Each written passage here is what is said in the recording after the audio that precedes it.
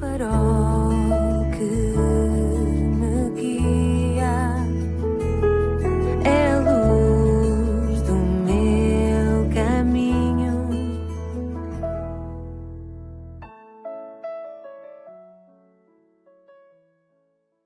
Sou o Carlos Oliveira e quero dar as boas-vindas à 112ª edição do programa Pedindo Luz. O tema hoje é Porque Sou Otimista. As pessoas perguntam muitas vezes umas às outras se são otimistas ou pessimistas. Tu podes considerar-te um otimista ou um pessimista, mas mais que te interrogar sobre isso, precisas te interrogar sobre a razão de seres o que pensas ser, pois deves assentar sobre uma sólida e não infundada e inconsequente justificação. Eu escolhi ser otimista e quero dizer-te porquê. Já lá vamos. A diferença entre um otimista e um pessimista está bem ilustrada na experiência de dois presos que estavam a olhar pela janela de uma cela uma noite. O pessimista via apenas as grades, enquanto que o otimista via as estrelas.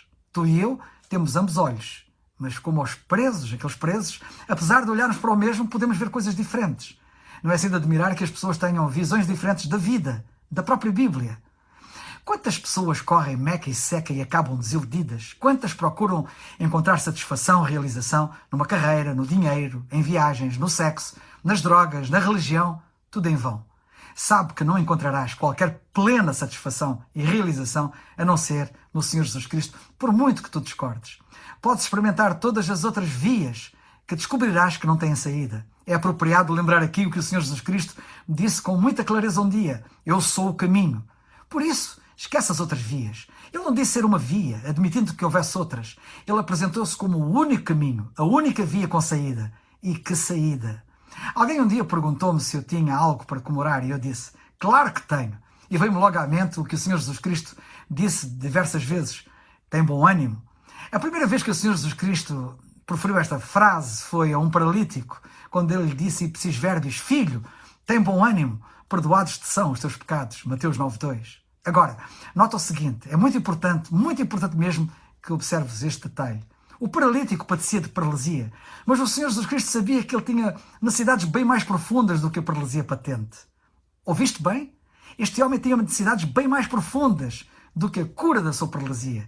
Tinha a necessidade de ter os seus pecados perdoados. O Senhor Jesus Cristo disse-lhe: filho, tem bom ânimo, perdoados te são os teus pecados. Sabias que, independentemente das mais diversas necessidades que tu próprio possas ter, esta também é a tua maior necessidade, o perdão dos teus pecados? Portanto, se tu não tens os teus pecados perdoados, não podes ter bom ânimo, não podes ser um otimista, por muito otimista que tu penses poder ser. Realmente, o ser humano tem uma necessidade bem mais profunda do que aquelas que lhe saltam à vista, como é o caso da paralisia. Tem consciência da profundidade da necessidade que o ser humano tem, que não é física, nem material, mas espiritual. Sabes o que o Senhor Jesus Cristo disse um dia? Nem só de pão viverá o homem. E noutra ocasião disse que a vida do homem não consiste na abundância das coisas que ele possui. Em suma, tens de olhar para além das tuas necessidades óbvias, como as do teu corpo, tens de olhar para além do físico e da matéria que te envolve, para além do pão, para além das tuas necessidades físicas e materiais. Tens de olhar para as tuas necessidades espirituais. Há algo bem mais profundo na tua vida que tu precisas e que o materialismo e mesmo até o emocionalismo não te podem satisfazer. O dinheiro não te pode satisfazer de forma duradoura. O prazer também não. E tu precisas do perdão dos teus pecados. Porque todos nós pecamos e pecamos contra Deus. E a palavra pecado significa infração. Tu és um infrator, um transgressor das leis de Deus. E a Bíblia diz que se tu transgredires as leis de Deus em um só ponto, violas, transgrides e infringes todas elas. Portanto, és um transgressor de todas as leis de Deus e Deus determinou uma penalidade bem dura para quem viola as suas leis. E essa penalidade é julgamento, morte eterna, isto é, a separação eterna de Deus para sempre, que significa, por outra palavra, inferno.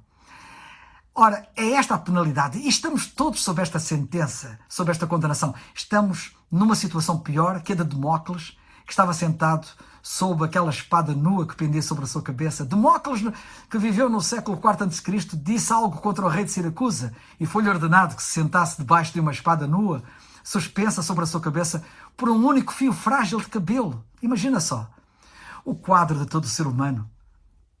O teu próprio quadro é pior do que o quadro de Demócles. É bom que saibas isso. A Bíblia diz que nós já estamos sob condenação. Não penses que irás ser condenado quando morreres. Tu já estás condenado agora, diz a Bíblia. A tua sentença já foi pronunciada. Mas, maravilha das maravilhas, a Bíblia tem uma boa notícia para ti. Diz a Bíblia que o Senhor Jesus Cristo veio para nos salvar dessa condenação e da pena dos nossos pecados. Pelo que ainda tens hipótese de ser salvo se tu creres. A Bíblia diz em João 3,16: porque Deus amou o mundo de tal maneira que deu o seu Filho unigênito para que todo aquele que nele crê não pereça. Ou seja, não experimenta tal morte eterna, condenatória, a condenação, mas tenha a vida eterna. Porque Deus enviou o seu Filho ao mundo não para que condenasse o mundo, mas para que o mundo fosse salvo por ele. Quem crê nele não é condenado. Mas agora nota, mas quem não crê já está condenado, porquanto não crê no nome do unigênito Filho de Deus. E a condenação é esta, diz a Bíblia, que a luz veio ao mundo e os homens amaram mais as trevas do que a luz, porque as suas obras eram más. Não sei se tens consciência do facto de que o homem está preso pelo pecado. Estamos como uma presa numa armadilha. Precisamos de libertação e só Cristo pode trazer essa libertação. Ele disse: se pois o Filho vos libertar, verdadeiramente sereis livres. João 8,36. O primeiro pecado foi cometido por Adão e Eva no Jardim do Éden, quando eles se rebelaram contra Deus e violaram as leis de Deus. E tu e eu herdamos a mesma tendência, a mesma inclinação para pecar. E o resultado do pecado é a morte espiritual e a morte eterna. E isso significa que quando o corpo da pessoa morre sem a salvação, a sua alma e o seu espírito que vivem no seu corpo deixam este e vão para a eternidade, para longe de Deus. Essa separação é a morte condenatória eterna. A pessoa fica perdida para sempre. E é por isso que é tão importante que te convertas a Cristo enquanto é tempo, pois não sabes quando o teu corpo irá morrer. E só Cristo resolveu o problema do teu pecado, quando Ele foi à cruz morrer por ti. Mas essa salvação que Ele ganhou só tem validade para quem crê. O pecado é terrível e afigura-se de 1001 formas. Eu soube de um homem de 54 anos que espancou a mãe, de 91, só para lhe tirar dinheiro. Ele conseguiu 1.500 euros, mas o sentimento de culpa que avassalou a sua alma foi de tal ordem que ele acabou por suicidar. Muitos estão a suicidar-se aos poucos por causa do seu pecado também. Espero que não sejas um deles. A Bíblia assegura no Salmo 32 um maravilhoso perdão de pecados, quando diz o seguinte: bem-aventurado aquele cuja transgressão é perdoada e cujo pecado é coberto. Porque o Senhor Jesus Cristo esteve disposto a morrer por ti na cruz, Deus pode agora perdoar-te completamente. A multa da transgressão tinha que ser paga. Alguém teria que a pagar. E quem é que a podia pagar? Apenas o Senhor Jesus Cristo. E foi isso que Ele fez. Ele pagou a multa da nossa transgressão. Essa foi a razão porque Ele veio. Sabes porque o seu sangue vertido na cruz é tão referido e cantado na Bíblia? Porque a palavra sangue significa vida. Ele deu a sua vida por nós. E a Bíblia diz mais, que o sangue de Jesus Cristo, seu Filho, nos purifica de todo o pecado. Não é maravilhoso saberes que todos os teus pecados estão cobertos pelo sangue de Cristo, se tu creres? Tu tens que crer para beneficiar disso. Crê, pois, nele como teu único Salvador. Eu li recentemente que a Força Aérea Americana, para tentar resgatar um major piloto aviador que se perdera num voo, despendeu cerca de 10 milhões de dólares numa ação de busca e salvamento. Mas eu quero que tu saibas que Deus deu muito mais para te buscar e te salvar a ti. Na sua primeira carta, o apóstolo Pedro diz, no capítulo 1, versículo 18, sabendo que não foi com coisas corruptíveis, com o prata ou ouro, que fostes resgatados da vossa vã maneira de viver. Sim, não fomos resgatados com prata ou ouro. Todo o ouro do mundo não poderia salvar a tua alma, nem a minha. Podes oferecer todo o teu dinheiro à caridade, podes dar todo o teu dinheiro à igreja, mas isso não te irá salvar. Podes trabalhar o resto da tua vida fazendo boas obras. Com tudo isso, não conseguirás a salvação. Podes juntar-te a todas as igrejas da tua zona ou até do mundo inteiro e isso não te salvará. Tens que crer, simplesmente crer, mas tens que crer no Senhor Jesus Cristo como Salvador. Porque diz a Bíblia, pela graça sois salvos, por meio da fé. Isto não vem de vós, é dom de Deus, não vem das obras para que ninguém se glorie. A salvação não é obtida pelo que nós fazemos. Está escrito, pela graça sois salvos. E a palavra graça significa favor imerecido, algo que tu e eu não merecemos. Ninguém merece. Deus dá-te a salvação como um presente, uma oferta, algo que não podes comprar, que não podes ganhar, que não tens que te esforçar para obter. É um presente. A Bíblia diz que é um dom, o dom de Deus. Deus oferece-te a salvação como o maior presente que jamais pudeste imaginar, mas tens que estender a mão para o receber. E fazes isso Crendo.